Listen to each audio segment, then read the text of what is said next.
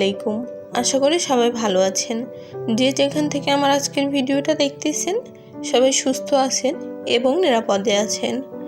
মহান আল্লাহ পাকের অশেষ রহমতে আর আপনাদের সবার দোয়াতে আমরাও বেশ ভালো আছি এবং সুস্থ আছি। আমি আজকে পুরো বাসাটাই ডিপ ক্লিন করে নিচ্ছি। যেহেতু সব বরাত তাই আমি পুরো বাসাটা ডিপ ক্লিন করে নিচ্ছি। বেডশিটগুলো চেঞ্জ করে সব কিছু একদম ক্লিন করে নিয়েছি। আর আমি ঘরে কিছু গাছ এনে রেখেছি, তাই আপনাদের সাথে গাছগুলো শেয়ার করতেছি। গাছগুলো আপনাদের কাছে কেমন লাগছে অবশ্যই জানাবেন। আর এই তো আমি কিন্তু পুরো বাসাটায় একদম ডিপ ক্লিন করে নিয়েছি। বিছানা গুছিয়ে নিয়েছি, আরও বাদবাকি সব রুমগুলো গুছিয়ে নিয়েছি। সব কিছু তো আপনাদের সাথে শেয়ার করলে ভিডিওটা অনেক বড় হয়ে যাবে, সেজন্য সব কিছু আর আপনাদের সাথে ডিটেলসে শেয়ার করিনি। আর এই তো এখানেও একটা গাছ রেখেছি আমি, দেখতে পাচ্ছেন গাছগুলো কিন্তু খুবই সুন্দর। আপনাদের ভাই আমাকে গাছগুলোর অফিস থেকে এনে দিয়েছে, ওর অফিসে অনেক গাছ আছে। এই তো টেবিলের উপরে আরও একটা গাছ আছে, দেখেন গাছটা খুব একটা ভালোভাবে ক্যামেরায় ফোকাস করেনি, আমি তখন খেয়াল করিনি, এখন দেখতেছি এডিট করার সময়। যাই হোক, অন্য কোনো একদিন আপনাদের সাথে আবার ডিটেলসে শেয়ার করব। তো এই তো সব ঘর গোছানো কমপ্লিট করে আমি এখন বিকেলে রান্না করে নিচ্ছি। যেহেতু আমি রোজা ছিলাম সারাদিন, দুপুরে আর রান্না বাড়া ছিল না। এখন হচ্ছে আমি বিকেলে চলে আসলাম রান্না বাড়া করার জন্য। আমরা ইফতার করার জন্য এখানে মুরগির মাংস রান্না করে নিচ্ছি। আমি আর মুরগির মাংসের রেসিপিটা ডিটেলসে শেয়ার করতেছি না, কারণ আমরা তো সবাই রান্না করতে পারি। সেজন্য যে যাবতীয় যা মশলার প্রয়োজন ছিল সব মশলা দিয়ে আমি মুরগির মাংসটা রান্না করে নিচ্ছি। এই তো আমার মুরগির মাংসটা কিন্তু রান্নাও হয়ে গেছে। আরও একটু ঝোল কমিয়ে নিব, একদম শুকিয়ে নিব ঝোলটা, ভুনা ভুনা করে নিব। আর এদিক থেকে বেগুন ভাজি করে নিয়েছি। বেগুন ভাজি আর মুরগির মাংস দিয়ে আমাদের রাত্রের যে খাবারটা ওটা হয়ে যাবে। আর আমি হচ্ছে ছোলা বুটের বিরিয়ানি করে নিব সাথে। এই তো মাংসটা কিন্তু আমার রেডি হয়ে গেছে। আর এখন হচ্ছে আমি বিরিয়ানিটা রান্না করে নিব, সেজন্য বেরেস্তা করে নিচ্ছি। এখানে বেরেস্তার জন্য আমি পেঁয়াজ কুচি করে একটু চিকন চিকন করে বেরেস্তাগুলো ভেজে নিচ্ছি। আর এই বেরেস্তা করার সময় কিন্তু আমার অনেক বেশি হয়, অনেক সময় পুড়ে যায় বেরেস্তাগুলো, কিন্তু আজকেরগুলো বেশ সুন্দর পারফেক্ট হয়েছে একদম। তাই তো এখানে আমি সব রকম গরম মশলা দিয়ে দিয়েছি আর পেঁয়াজ কুচি দিয়ে দিয়েছি। আপনাদের সাথে আমি একটু শেয়ার করব আমি কিভাবে এই ছোলা বুটের বিরিয়ানিটা রান্না করি। তো এখানে আদা রসুনের পেস্ট দিয়ে দিলাম, আর দিয়ে দিলাম হচ্ছে জিরার গুঁড়া, লবণ আর মরিচের গুঁড়া, আর দিয়ে দিব হচ্ছে হলুদের গুঁড়া। সব কিছু দিয়ে আমি খুব ভালোভাবে মশলাটা কষিয়ে নিব। একদমই অল্প মশলা দিয়ে কিন্তু এই মজাদার ইয়েটা করে নিতে পারবেন ছোলা বুটের বিরিয়ানিটা। এই তো আমি আগে থেকে ছোলা বুটগুলো কিন্তু সিদ্ধ করে রেখেছিলাম, এখন দিয়ে দিলাম মশলার মধ্যে, দিয়ে ছোলা বুটটা ভালোভাবে মশলার সাথে কষিয়ে নিব। আর এই তো মশলার সাথে কষিয়ে নিয়ে কিছুক্ষণ একটু রান্না করে নিব। খুব বেশিক্ষণ রান্না করার প্রয়োজন নেই, যেহেতু আমি সিদ্ধ করে নিয়েছি ছোলা বুটগুলো এমনিতেই সিদ্ধ আছে, খুব বেশিক্ষণ কিন্তু সিদ্ধ করার প্রয়োজন পড়বে না। এই তো এখন হচ্ছে বিরিয়ানির চাউলগুলো ধুয়ে পানি ঝরিয়ে রেখেছিলাম আমি, সেই ধুয়ে রাখা বিরিয়ানির চাউলগুলো দিয়ে দিলাম। দিয়ে বেশ কিছুক্ষণ এখন ভেজে নিব, একটু ভাজা ভাজা করে তারপরে আমি পানি অ্যাড করব। 5-10 মিনিট একটু ভেজে নিয়েছি আমি খুব ভালোভাবে। এখন আমি গরম পানি অ্যাড করে দিব। আর বিরিয়ানিতে কিন্তু গরম পানি ব্যবহার না করলে চাউল কিন্তু ভালোভাবে ফুটতে চায় না। তো এই তো বিরিয়ানিটা কিন্তু আমার মোটামুটি হয়ে আসছে। তো বিরিয়ানির কালারটা কিন্তু মাশাআল্লাহ অনেক সুন্দর আসছে।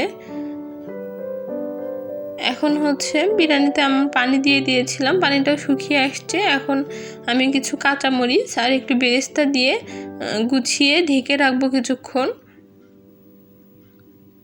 এই তো এটা কিন্তু আমি ঝালের জন্য দিলাম না, এই কাঁচামরিচটা জাস্ট একটু ফ্লেভারের জন্য আমি কাঁচামরিচটা দিলাম। আর একটু বেরেস্তা দিয়ে দিচ্ছি, এতে করে খুব বেশি ভালো লাগবে খাওয়ার সময়। বেরেস্তার যে একটা ফ্লেভার আর কাঁচামরিচের ফ্লেভারটা বিরিয়ানির মধ্যে ঢুকে যাবে।